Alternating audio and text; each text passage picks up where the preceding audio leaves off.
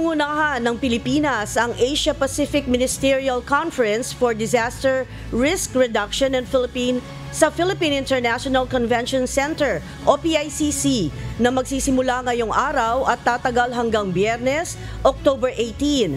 Inaasahang dadaluhan ng pagpupulong ng nasa mahigit 4,000 high-level officials mula sa 69 countries na layong palakasin ang kooperasyon para sa disaster resilience.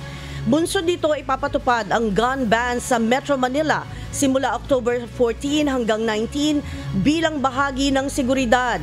Gayun din gagawin ang stop-and-go scheme sa mga kalsada mula NAIA papunta sa mga hotel, PICC at CCP complex.